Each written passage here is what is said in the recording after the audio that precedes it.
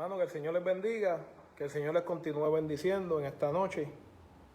Nada, estamos aquí para otro estudio bíblico, otro jueves, ¿verdad? Para la gloria y la honra de nuestro Señor Jesucristo, haciendo lo que Dios nos ha llamado a hacer y lo que nos toca a cada cual, ¿verdad? Que es primeramente escudriñar y llenarnos nosotros para luego entonces dar por gracia por lo que por gracia hemos recibido. Voy a esperar que se vayan pues conectando varios hermanos para dar entonces pie a la lección. Para los que tienen el expositor y para irnos ubicando, la lección es la lección número 25. Y para los que no tienen el expositor, la base bíblica se encuentra en el libro de Zacarías, capítulo 3, versículo 9. Y si alguien puede ponerlo por ahí, se lo agradecería. Dios bendiga a los que se están conectando. Sería la lección número 25 para los que tienen el expositor. Y para los que no tienen el expositor, la base bíblica es Zacarías, capítulo 3, versículo 9. Dios bendiga los que se van conectando. Dios le bendiga, pastora. Dios bendiga, Keilín. Dios bendiga, Brenda. Eliseo, Dios te bendiga. Dios bendiga, ¿verdad? Todos los hermanos que se están conectando. Y si me pueden colocar por ahí en la parte de abajo a Zacarías capítulo 3, versículo 9 y la lección número 25. Zacarías capítulo 3, versículo 9 y en el expositor sería la lección número 25. Hoy es una clase, como a veces yo digo, que es una clase histórica, ¿verdad? Es una clase de mucha historia.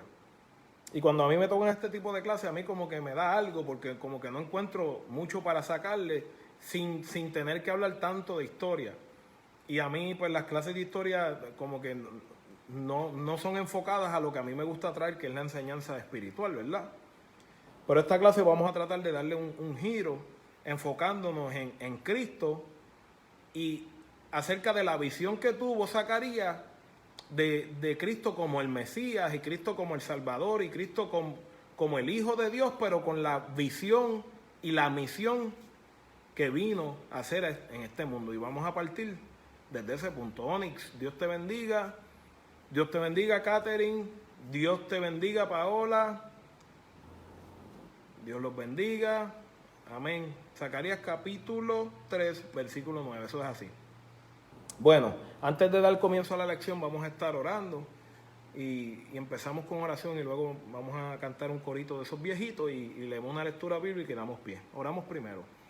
Amantísimo Dios y Padre eterno, venimos ante tu presencia, Señor, reconociendo, mi Dios, que eres tú, Señor, el único hacedor de nuestras vidas, mi Dios, que eres tú, Señor, el dueño de las mismas, Padre, que si no fuera por ti no estuviéramos, Señor, con vida en este día, mi Dios, porque tú tuviste y has tenido misericordia, no solamente conmigo, sino con cada uno de nosotros, Señor. Y por eso te agradecemos, Padre.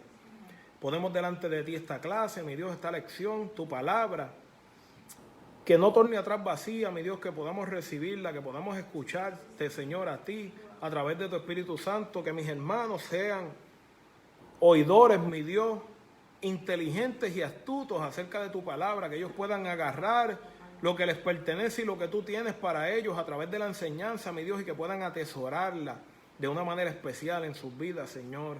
Yo te pido a los que no se están conectando, mi Dios, que esté tú tocándole sus corazones, mi Dios, para que ellos puedan ser partícipes, Señor, de lo que tú tienes para con nosotros, mi Dios.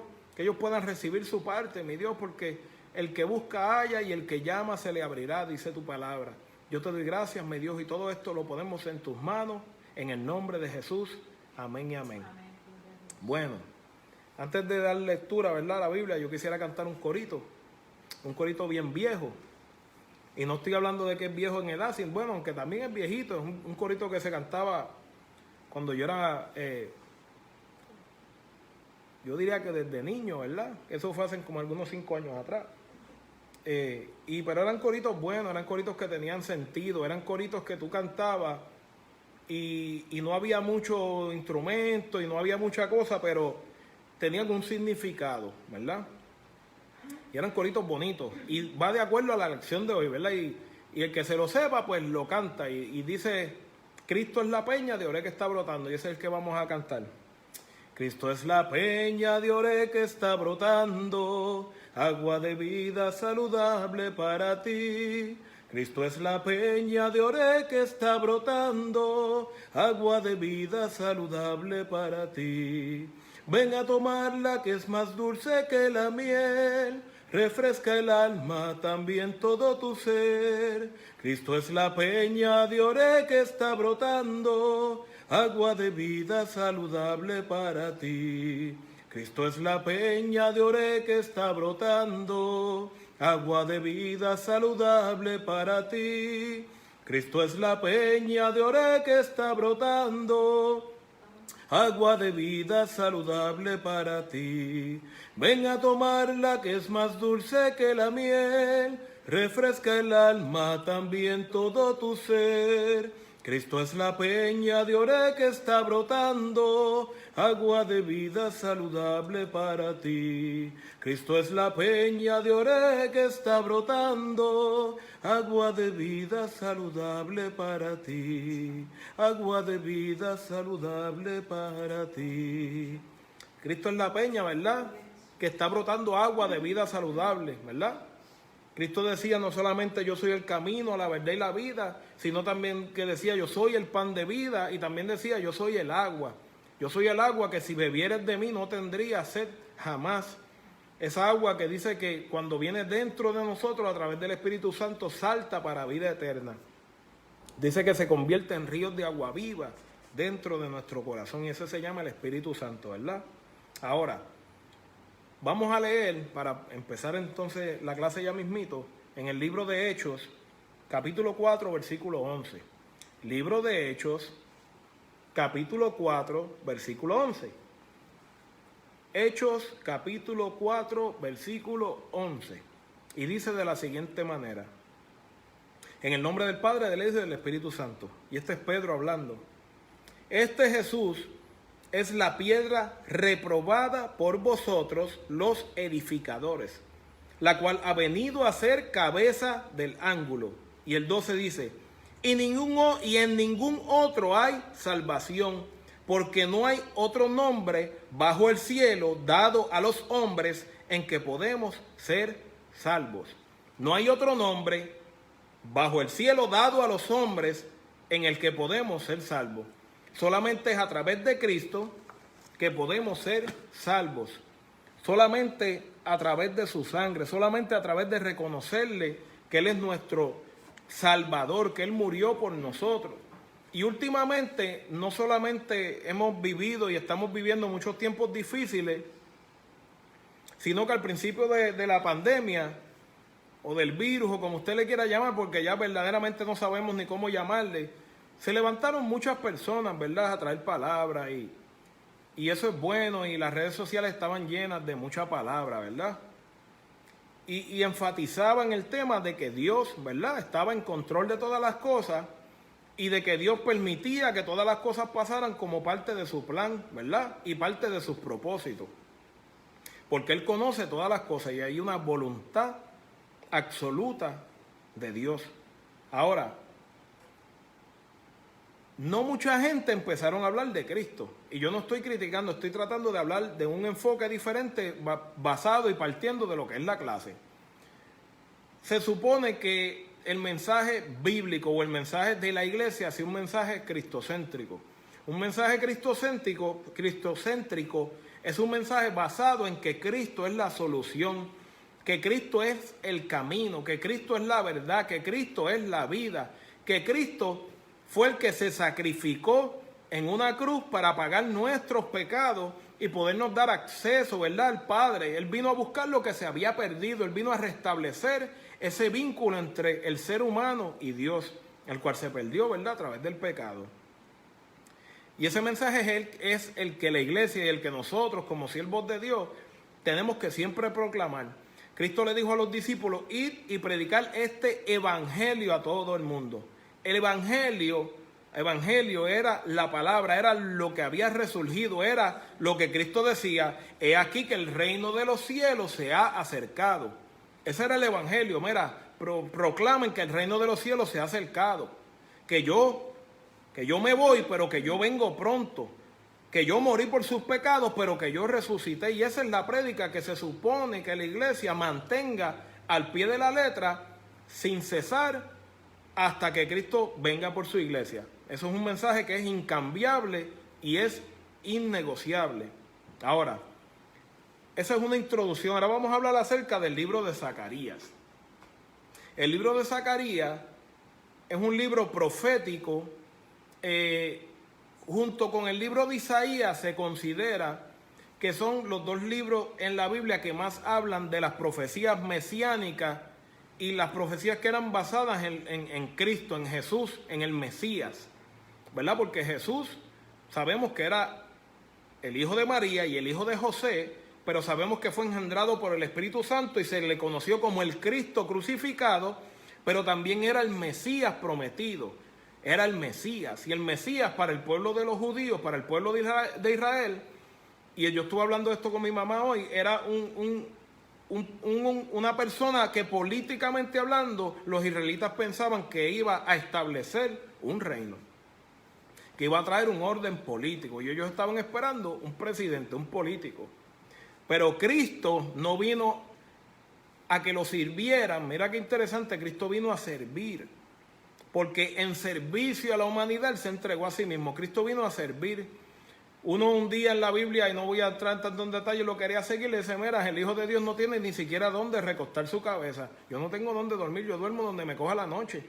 Tú quieres seguir en pos de mí, mira, vende todo lo que tú tienes, dáselo a los pobres y sígueme. Ese era Cristo. Cristo vino a servir y vino a morir por una humanidad que necesitaba una redención. Ahora, una visión del ministerio de Cristo. Zacarías, como le estoy mencionando, era un libro profético. Desde el punto de vista hermenéutico o de la hermenéutica, se considera que las profecías del libro de Zacarías eran profecías de doble cumplimiento. Una profecía de doble cumplimiento es una profecía que tiene un cumplimiento no en un tiempo muy lejano al cual se da la profecía, pero que también tiene otro cumplimiento, esa profecía, en un momento futuro, ¿verdad? Y cuando cae en lo que es una profecía ya apocalíptica, ya entra en otro tipo de denominación o estudio, que se llama entonces escatología. Pero no vamos a hablar de esto, porque yo no les quiero aburrir, yo lo que les quiero es traer palabra, ¿verdad? Ahora, Zacarías tiene una visión, y no está hablando de una visión física como la tuvo una revelación, sino que él empieza a profetizar y la visión se canalizaba hacia el Mesías. Y vamos a empezar a leer, pero primero voy a leer el pensamiento central. Y dice, una de las razones del valor del libro de Zacarías es su gran cantidad de profecías mesiánicas, lo que le acabo de decir. Texto áureo: alégrate mucho, hija de Sión, da voces de júbilo, hija de Jerusalén, he aquí tu rey vendrá a ti, justo y salvador, humilde y cabalgando sobre un asno, sobre un pollino, hijo de asna. Zacarías 9:9. ¿Y cómo vino Jesucristo? Dice, vete, fulano le dijo a los discípulos, vete a casa de tal, que hay un pollino amarrado allí, desátalo y tráemelo. Y si los dueños te preguntaran, le dice que el maestro lo necesita, le dice que yo lo necesito. Y así fue, y lo utilizó y después se le devolvió. ¿Y cómo entró? En un asno, en un pollino, porque así entraban los reyes. Mira qué interesante, no entraban en un supercarro, entraban en un pollino. Ahora, Jesús hizo cumplir y se cumplió esa profecía de Zacarías 9:9 el día que él entró a Jerusalén. Ahora, muchos eruditos de la palabra, y digo eruditos porque a veces el que sabe no sabe nada, o el que dice saber es el menos que sabe, porque la palabra no se entiende por conocimiento y por lectura, sino que se entiende por discernimiento y por revelación, que son dos cosas diferentes. Cuando tú empiezas a estudiar la palabra, tú tienes que tener una conexión con el Espíritu Santo para que tú puedas entonces recibir lo bueno, desechar lo malo y discernir y obtener revelación del Espíritu Santo. También le estaba comentando a mami que hay versículos bíblicos que a veces tú lo lees y son aplicables para una situación, pero también son aplicables para otra, y es inagotable, es una fuente inagotable la palabra, ¿verdad? Ahora dice, porque he aquí, lo que le estaba diciendo, hay eruditos que dicen que muchas de las profecías mesiánicas fueron literalmente escritas con la intención de que hubiera un cumplimiento o mostrar que se cumplieron. Eso no es de Dios. Y les quiero decir esto porque hay mucha gente que se cree que saben y te dicen, no, lo que pasa fue que esto se escribió luego, esto se escribió antes, y en la traducción lo arreglaron de una manera literaria para que parezca que se cumplió con la intención. Esas son mentiras del enemigo para engañar a la gente. El único libro, si le quiere llamar libro de historia, en el cual incluye profecías que se han cumplido todas al pie de la letra sin dejar ninguna, es la Biblia. Olvídese de Nostradamus, olvídese de toda esa gente. La Biblia es la palabra real y verdadera de Dios. Y esa sí se cumple porque Dios no es un hombre para arrepentirse. Ahora, Zacarías 3:9. Porque he aquí aquella piedra que puse delante de Josué. Sobre esta única piedra hay 7 ojos. Y he aquí yo grabaré su escultura, dice Jehová de los ejércitos, y quitaré el pecado de la tierra en un día. ¿De quién está hablando? Acuérdese, profecía mesiánica. Porque aquí aquella piedra, cuando habla de piedra en la Biblia, de la roca, de Sarón, de la piedra angular, se habla de Cristo. Edifica tu casa sobre la roca, que los cimientos de tu vida estén sobre Jesús. Y habla de Jesucristo, que puse delante de Josué. Sobre esta única piedra hay 7 ojos. El número 7 en la Biblia, hablando de numerología bíblica, y eso es otro tema bien complicado, que no voy a abundar mucho en eso, pero simboliza perfección. El número 7 simboliza en la Biblia perfección. Y cuando hablamos de 7 ojos, eso representa la omnisciencia. Omnisciencia es el conocimiento pleno, absoluto y eterno. Algo que es eterno es algo que no tiene principio y no tiene fin. Omnisciencia es el conocimiento pleno, absoluto y eterno de algo. Ese atributo solamente lo tiene Dios. Ahora mira qué interesante. Se le está dando este atributo a la piedra. La piedra que Jehová puso.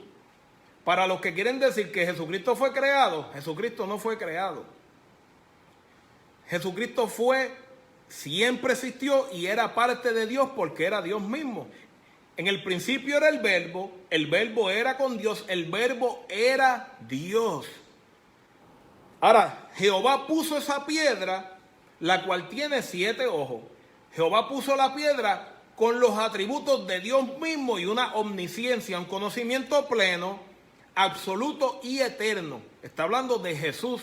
Jesús en esta tierra, a pesar de que tenía un cuerpo humano, él tenía omnisciencia, él lo conocía todo. Él escudriñaba los corazones, no se le podía mentir. Jesús lo sabía todo.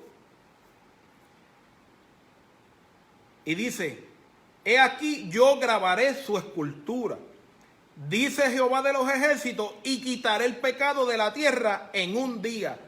El pecado de la tierra lo quitaré en un día. El pecado de la tierra se quitó. La tierra está llena de pecado, hermano. Pero cuando dice, si tan solo mi pueblo se humillare, en el cual mi nombre es invocado, yo sanaría su tierra. Cuando tú te humillas delante de Dios y tú clamas a Dios, viene el Espíritu Santo a hacer morada en ti. Tú reconoces que Jesucristo es el Salvador. El pecado de tu vida es quitado. Si el mundo entero levantara su mirada a Dios, reconociendo a Cristo, el pecado del mundo entero sería quitado en ese momento. Tiene que haber un reconocimiento. Yo le estaba diciendo a mami también que la Biblia está llena de promesas, pero todas las promesas de Dios tienen un requisito, o 2 o 3, tienen requisitos. Los requisitos son cosas que tú tienes que hacer de tu parte para ser beneficiario de algo. No es que te cueste, es que tienes que cumplir con un requisito. Porque la salvación tú no la pagaste, ni yo la pagué, porque no se podía pagar, porque la única manera que se podía pagar la salvación era a precio de sangre. Y esa la pagó Cristo en una cruz. Y simplemente tú tienes que seguir en pos de Él. el que quiera seguir en pos de mí, niéguese a sí mismo, tome su cruz y sígame. ¿Cuál es el requisito? Negarte a ti mismo y tomar tu cruz. Lo que te toca cargar a ti no lo va a cargar Cristo. Cristo cargó ya el pecado del mundo y cargó tus culpas y tus maldades. Y las cosas que tú hiciste mal, ahora te toca cargar a ti la carga que Cristo puso en ti.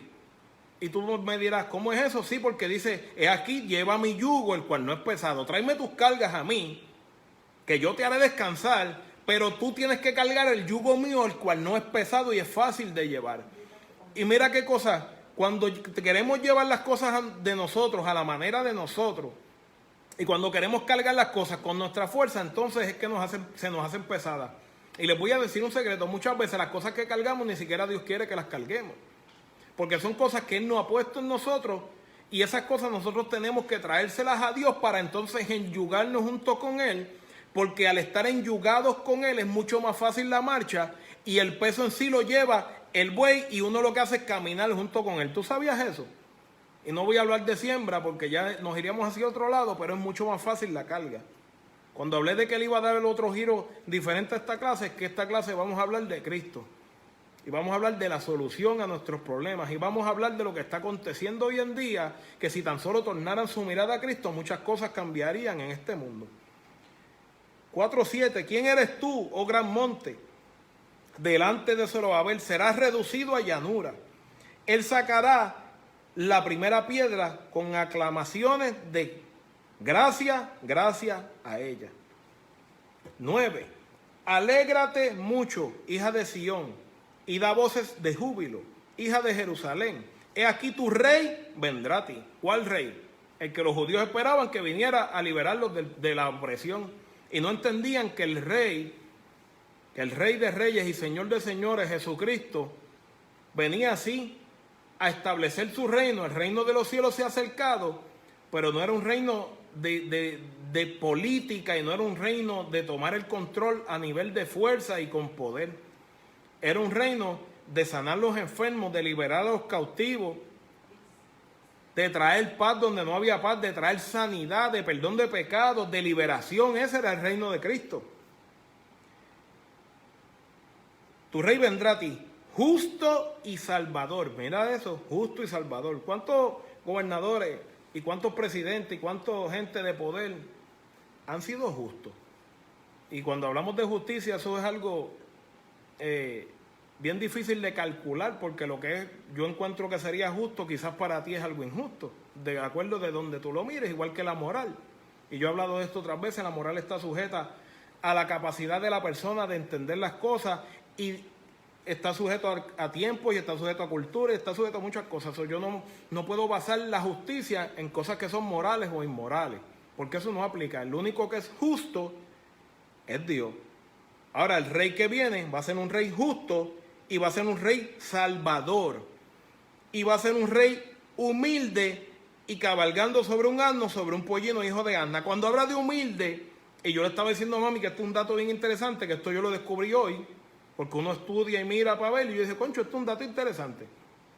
La palabra humilde en el griego no significa amable, pasivo o bondadoso. No, significa sufrido, significa encorvado, significa que ha pasado por dolor y por sufrimiento. Eso es lo que significa humilde. Eso está hablando de justo, salvador y alguien que ha pasado dolor. ¿Y cómo se le menciona a Cristo en la Biblia? Varón experimentado en quebranto. Él tuvo que sufrir, él tuvo que ser humilde. Ahora lo entiende, él tuvo que padecer, él tuvo que doblarse y recibir todo lo que nos tocaba para ti. Pero ese hombre, ese rey justo, ese rey salvador, ese rey que vino a sufrir por esta humanidad y llegó sobre un asno, cabalgando sobre un pollino, diciendo y dejando saber, yo soy el rey, pero yo vengo a morir por ustedes. Yo no vengo a liberarlos de una opresión política. Yo vengo a morir por ustedes. Yo vengo a liberarlos de algo más importante, que ustedes no son esclavos, le decía al pueblo de Israel, del imperio romano. Ustedes no son esclavos de la opresión de otros pueblos. Ustedes son esclavos del pecado. Y eso es lo que mucha gente no entiende. Ahora mismo, en esta época política, a mí la política, pues, es como el pastor no se lleva con Facebook y yo no me llevo con la política. A mí la política como que me da media cosa a mí. Mucha gente, pues, política para aquí, política para allá, pues, gloria a Dios el que tú sabes. yo sigo a Cristo, yo no sigo a más nadie. Yo no puedo ser fanático de nada ni de nadie que no sea Cristo. No sé si me entienden. Cuando uno entra ya en un fanatismo y aquí para allá y empiezan a endiosar a la gente, eso es un error, hermano. Yo espero que usted no se enoje conmigo y si no, pues se ve con el pastor, no conmigo. A quien único yo le puedo rendir pleitesía, yo lo puedo colocar en lugar de honor y en lugar que yo puedo decirle, este es Cristo. Ahora, obvio que tenemos que votar, obvio que uno vota, obvio que tú sabes, eso es un derecho y unas cosas y qué sé yo. Pero en la época de política, no sé si aquí pasa, pero de donde yo vengo, que soy puertorriqueño, mucha gente a veces se enojan entre ellos. En la época de política no se llevan porque aquel es de los rojos y yo soy de los azules, o yo soy de los rojos y aquel del azul. Y hasta en las mismas iglesias, los hermanos en Cristo empiezan a verse diferentes, empiezan a hacer diferencias. Todo por la política, todo por partidos políticos, todo por fanatismo. Y se olvidan de que la sangre del Cordero nos cubrió a todos. Y la sangre del Cordero es la que es eficaz, es la que es viva, es la que prevalece, es la que es necesaria e importante. La política, hermano, sí, vaya, ejerza su voto, ore, les recomiendo que ore y busque dirección del Señor, que sea Dios dirigiéndolo para emitir su voto. No vote por fanatismo, no vote porque aquel es de los míos, chacho, yo voy a hacer esto. No haga eso, hágalo bajo la dirección del Espíritu, que entonces Dios lo instruya y usted no se arrepienta de por quién votó luego. Amén. Ahora, ellos esperaban un poder político que se levantara. Jesucristo viene a morir por la humanidad y ellos no lo entendieron. Por eso los judíos están esperando todavía a su Mesías. Y yo estaba hablando otra vez con mami hoy en día, porque yo tuve una conversación bastante larga con mami hoy acerca de esto. Cuando venga el anticristo a este mundo se va a hacer pasar por el Mesías, porque el enemigo, el diablo, Satanás, o como dice el pastor, Satanucio, él trata de imitar todo lo que Dios hace. Él va a venir y va a decir, no, yo soy el Mesías, y los judíos muchos van a ser engañados en un principio, y le va a reedificar el templo otra vez, y un montón de cosas bíblicas van a pasar. Y va a engañar a muchos. Porque va a venir a llenar y a decirle lo que ellos quieren escuchar. Yo llegué a poner paz, a controlar el mundo, y yo soy un poder político. No sé si me entienden. Ahora no voy a hablar de eso, que la clase se irá hacia otro lado. Vamos a enfocarnos en Jesús. Ahora dice en el 11:12, y les dije, si os parece bien, dadme mi salario, y si no, dejadlo. Y pasaron por mi salario 30 piezas de plata. Salario, otro dato interesante que encontré hoy, y yo nunca lo había visto de esa manera.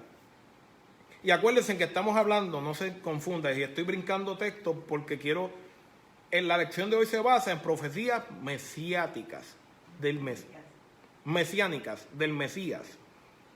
Y les dijo, si os parece bien, dadme mi salario, y si no, dejadlo. Y pesaron por mi salario 30 piezas de plata. Jesús costó 30 piezas de plata. No era que costó 30 piezas de plata, es que Judas lo vendió por 30 piezas de plata.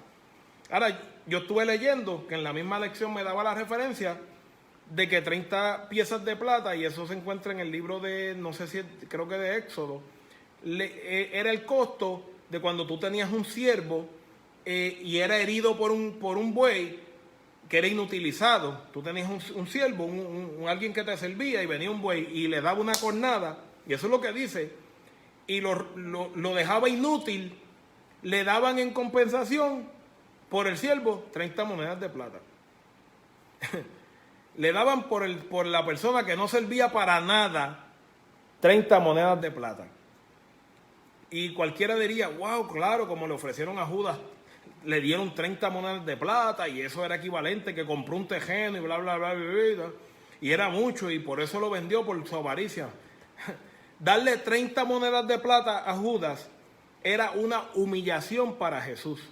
Era como decir, aquí te estoy pagando por ese inútil, que no sirve para nada. Fue lo que recibió Judas, el pago de un siervo inútil. ¿Tú sabes lo que es eso? ¿Qué humillación? Por eso fue que Judas, ahora podemos entender por qué el cargo de conciencia adicional a que vendió el maestro tenía Judas, porque Judas dice, wow, me pagaron lo que vale un siervo después que un buey lo atropella y no sirve para nada. Me pagaron eso por el maestro. Me pagaron eso por el Hijo de Dios y yo lo vendí por ese precio. Y sabemos cómo terminó Judas. 30 monedas de plata se le daba al dueño de un siervo inútil, el cual ya no servía para nada luego de un accidente laboral. Es increíble. Y me dijo Jehová, el 13, echalo al tesoro hermoso, precio con el que me han apreciado. Y tomé las 30 piezas de plata y las eché en la casa de Jehová al tesoro. Volvemos a hablar de las 30 piezas de plata. Y volvemos a hablar de la profecía, 12:10.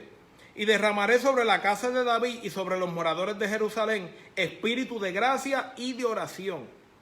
Escucha bien, y derramaré sobre la casa de David y sobre los moradores de Jerusalén espíritu de gracia y de oración. Y mirarán a mí quien traspasaron, esto es muchos años antes de que Jesús existiera, escucha bien, a quien traspasaron y lloraron como se llora por hijo unigénito, afligiéndose por él como quien se aflige por el primogénito. ¿A quién traspasaron? A Jesús. Dice la palabra que le iban a quebrar las piernas, como se acostumbraba en la época. Y es bien interesante un estudio bíblico que yo estuve viendo acerca de lo que era la crucifixión y todo lo que pasaban, que se lo puse a mami también, y fue algo bien interesante. Y ellos, cuando ya la persona llevaba mucho tiempo en la cruz y estaba prolongándose la muerte, ellos querían ya irse, y como ya venía el día de reposo, ellos le querían quebrar las piernas para que avanzara a morirse. Pero lo vieron como que ya estaba muerto y agarraron una lanza y le traspasaron el costado para ver si estaba vivo aún, y como vieron que estaba muerto, no le quebraron las piernas. Y eso fue el cumplimiento de otra profecía de que decía que el Hijo de Dios, al Mesías, no se le iba a quebrar ningún solo hueso. Y esa lanza fue traspasada en su costado y dice que botó sangre y agua. Eso sería otra lección, lo de la sangre y el agua, y sería bastante larga. Dice, y derramaré sobre la casa de David, sobre los moradores de Jerusalén, espíritu de gracia y de oración. Y mirarán a mí, a quien traspasaron. Mira qué interesante, está hablando, y mirarán a mí a quien traspasaron. Los eruditos y los estudiosos dicen que ese capítulo 12, versículo 10, habla entonces, cuando hablamos al principio de profecías de doble cumplimiento, a través de la hermenéutica, hablamos del futuro. Y dicen y colocan este acontecimiento luego de la gran tribulación, cuando venga Jesús montado y haga acto de presencia, ya no como el que viene a servir y a morir, porque él ya murió una vez por nosotros y ya nos sirvió, ahora viene a hacer acto de posesión, a tomar lo que le pertenece, porque dice que él no solamente fue puesto a la diestra del Padre, donde ya no nos pueden acusar, porque hablamos y eso es otra clase brutal, de lo de la diestra, y les voy a decir ya mismo, de la diestra del Padre, y dice que se puso todo por debajo de sus pies, se le entregó todo, tanto en el cielo como en la tierra, y todo le pertenece. Ahora, él va a venir a hacer acto de presencia y va a venir a tomar posesión de lo que es de él. Y en ese punto dado va a establecer su reino. ¿El reino qué? El reino milenial. Y ya eso sería también otra clase. Pero cuando hablamos de la diestra, ¿verdad? Estuvimos hablando en la lección pasada que el enemigo es el acusador, ¿verdad? Y le mostré varios versículos donde el enemigo de las almas en la Biblia se coloca a la diestra, a la mano derecha, para acusar. Mira qué interesante, para acusarnos. Porque en las costumbres del pueblo hebreo, del pueblo de Israel, el que acusaba se colocaba a la derecha para emitir, ¿verdad?, acusaciones, y el juez determinaba si eran al lugar o no. Ahora, cuando hablamos de Cristo, mira ahora quién está a la derecha. Jesús. Jesús está a la diestra. Y Jesús entonces es el que tiene la capacidad de acusarnos, ¿cierto o no? Porque está a la diestra. Pero Él ya no nos acusa. Dice que Él intercede por nosotros y que Él es abogado. Abogado tenemos para con nosotros en Cristo Jesús, y que es el sumo sacerdote. La mujer que iban a apedrear, lo empezaron a acusar y se la trajeron a Jesús. Y dice que él empezó a escribir algo así en la tierra. Muchos dicen que eran los nombres de cada uno de ellos, pero tampoco vamos a entrar en esa clase. Y les dice, mire, ¿dónde están los que te acusaban? Prácticamente se fueron todos y el único que queda aquí soy yo. el único que tengo la capacidad de acusarte, el único que puedo decir algo de ti, porque yo sí te conozco, porque yo conozco todo lo que tú has hecho, pero yo no te juzgo, vete y no peques más. Ahora, cuando Cristo es colocado a la diestra del Padre, Él tiene toda la autoridad, pero Él no te juzga. Él mira hacia la tierra y lo que mira es la sangre con la que Él mismo nos cubrió a nosotros. Y ya eso sería, no sería una clase, sería una buena predicación. Espíritu de gracia y oración, y mirarán a mí, a quien traspasaron, y llorarán como se llora por hijo unigénito, afligiéndose por él como quien se aflige por el primogénito. En un momento dado, cuando él haga acto de presencia, dice que todo ojo le verá. Eso habla de la segunda venida de Cristo, no habla del arrebatamiento, porque en el arrebatamiento Él vendrá como ladrón en la noche, dice que seremos levantados en las nubes, los muertos en Cristo resucitarán primero y los que hayamos quedado seremos arrebatados juntamente con Él en el cielo. Eso habla del arrebatamiento de la iglesia, pero en este caso habla de la segunda venida de Cristo, donde todo ojo le verá. No quisiera que se perdiera, quisiera que entendiera, ¿verdad? Ahora, 13:6, y le preguntarán, ¿qué heridas son estas en tus manos? Evidencia. Y él responderá, con ellas fui herido en casa de mis amigos. Triste, ¿verdad? A los suyos vino y los suyos no le recibieron. Él vino a donde los suyos y los suyos le crucificaron. Ni siquiera no fue que no le recibieron, le crucificaron. Le crucificaron ellos, le crucificaron. Muchos dicen, no, quien lo crucificaron fueron los romanos. No, los romanos llevaron la ejecución a cabo. Pero quien lo crucificó fueron su pueblo que lo acusó y lo llevó a la cruz del Calvario. Que inclusive le dieron la oportunidad de sacarlo de la cárcel y prefirieron sacar a un ladrón y crucificar a Cristo. ¿Quién lo crucificó? Saque cuenta.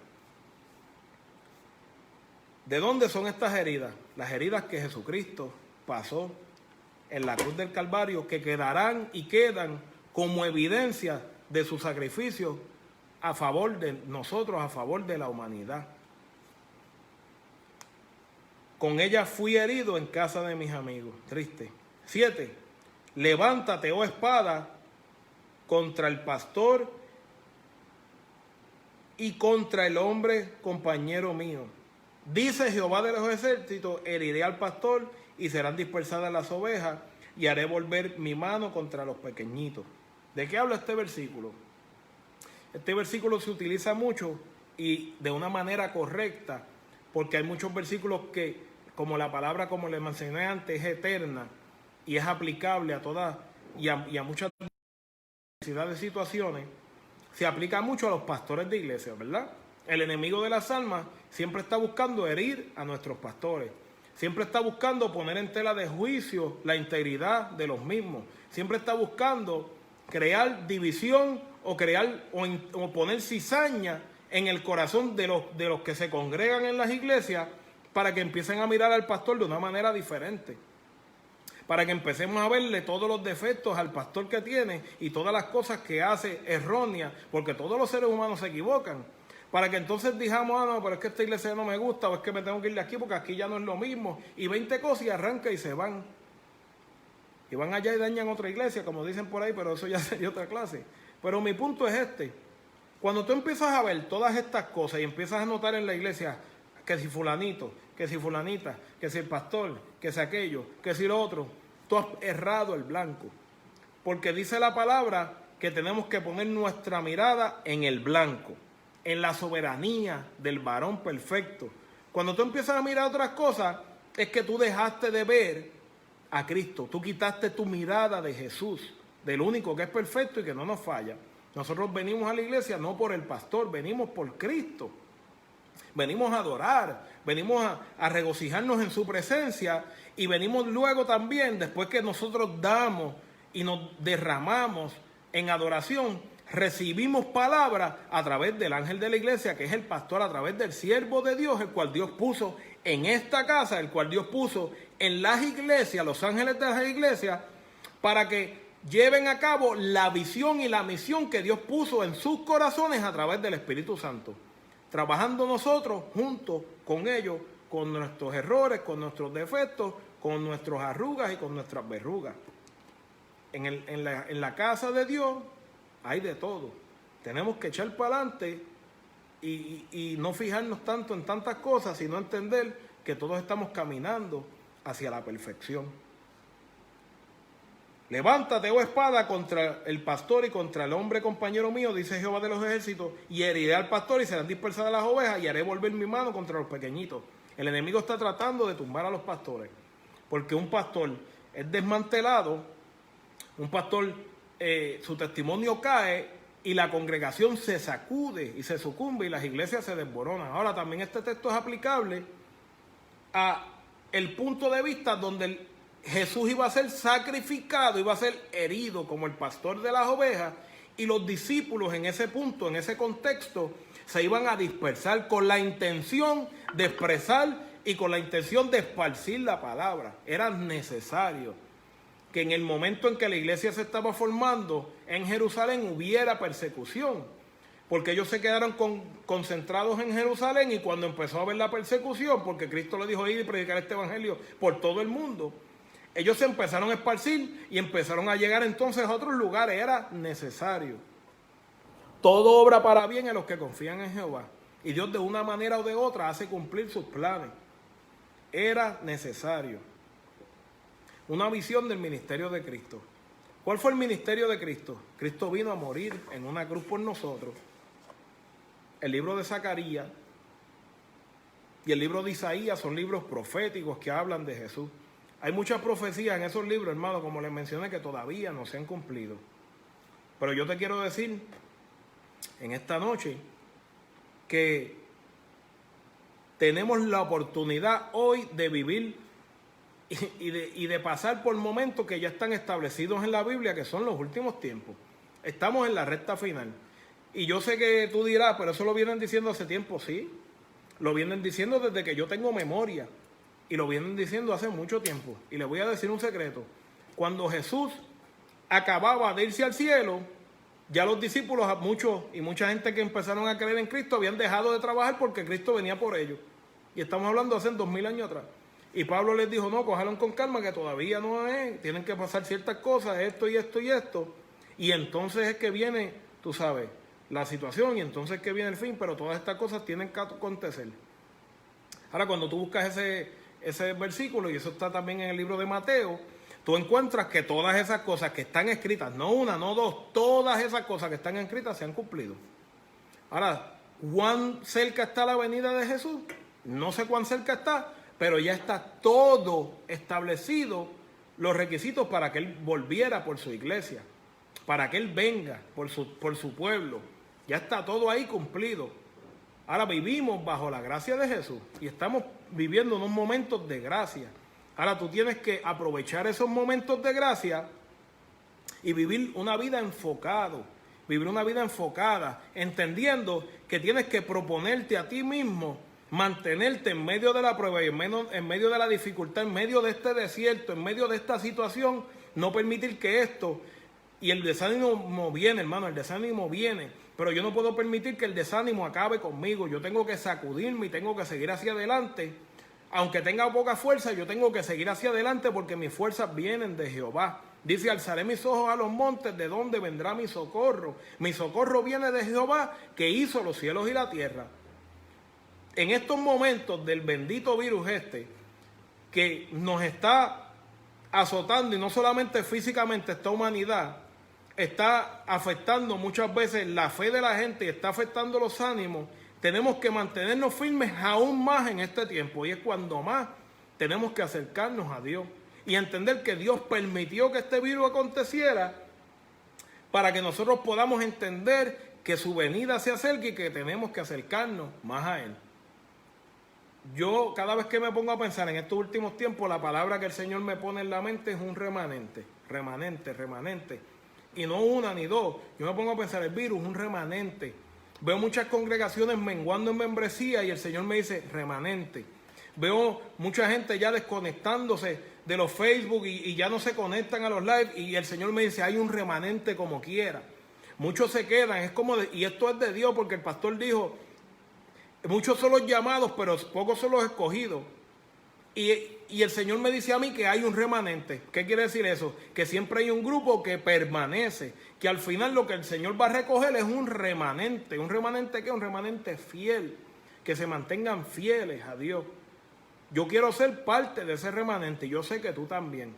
No podemos dar nuestro pie al resbaladero, tenemos que mantenernos firmes en los momentos difíciles, entendiendo que dependemos totalmente de Dios y que todas estas cosas que están pasando van a obrar para bien en mi vida, porque así Cristo y Dios lo puso y lo estipuló en su palabra.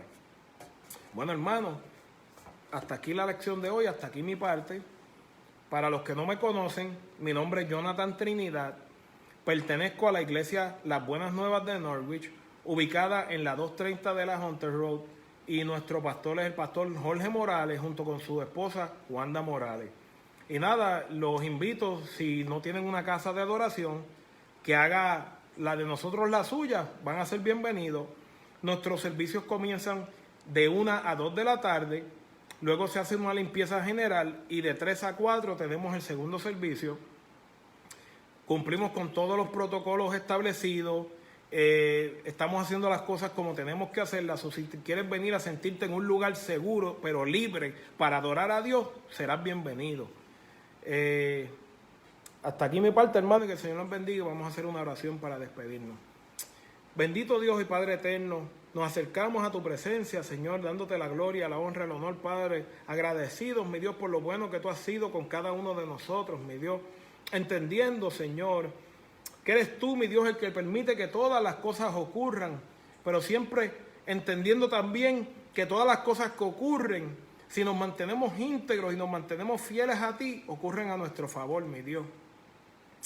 Yo te pido, mi Dios, que seas tú, Señor, reanimándonos, mi Dios, que seas tú reafirmando, Señor, los corazones que hemos, de alguna manera u otra, Señor, nos hemos desanimado, nuestras fuerzas a veces menguan, Señor. Yo te pido que seas tú derramando nuevas fuerzas en nosotros, poniendo nuevos ánimos, mi Dios, que podamos permanecer, Señor, que podamos ser parte de ese remanente, mi Dios, que un día, Señor, va a permanecer firme, mi Dios, y tú vas a mirar y vas a decirle, ese es mi pueblo.